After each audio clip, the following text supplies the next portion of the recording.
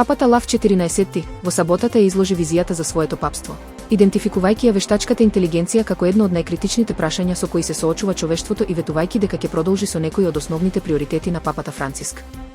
Но, како знак дека го прави папството по свој терк, Лав го одржа својот прв настап по неговиот избор во светилиште јужно од Рим, кое е посветено на Мадона и е од особено значење за неговиот августински ред и неговиот истоименик. Папата Лав 13. Граѓаните на Дженацано се собраа на плоштадот пред главната црква, каде што се наоѓа светилиштето мајка на добриот совет, кога Лав пристигна и ги поздрави. Светилиштето, кое го управуваат августинските монаси, е место за поклонение од 15-тиот век, а претходниот папа Лав го воздигна во мала базилика и го прошири соседниот манастир на почетокот на 1900 година.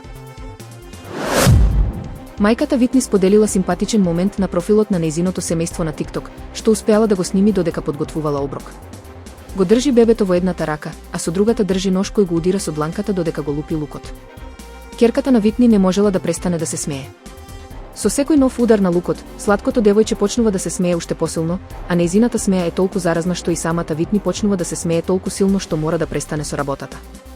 Кој би помислил дека лупењето лук може да биде толку забавно, се пошегувала Витни во описот на видеото.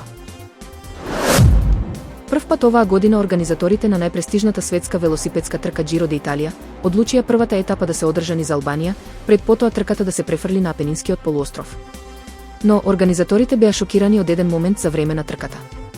Стадо кози покрај патеката во Албанија попречуваа дел од надпреварувачите, но вистинскиот шок следеше кога една од нив се одлучи неочекувано да помине покрај велосипедистите, притоа, случајно или не, напаѓајќи еден од нив. За среќа, се помина без посериозни последици по велосипедистот.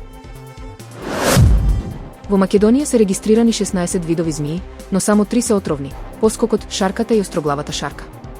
Најчестиот виновник за урбаната паника, поскокот, не е навлезен во нашите простори, туку ние навлегуваме во неговите, предупредува Велев. Станува збор за границите меѓу населбите и зелените површини, како оние покрај реката Вардар, каде граѓаните шетаат кучиња или вежбаат.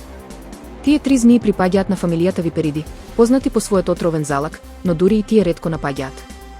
Змиите не сакаат да трошат отров без потреба, објаснува Велев.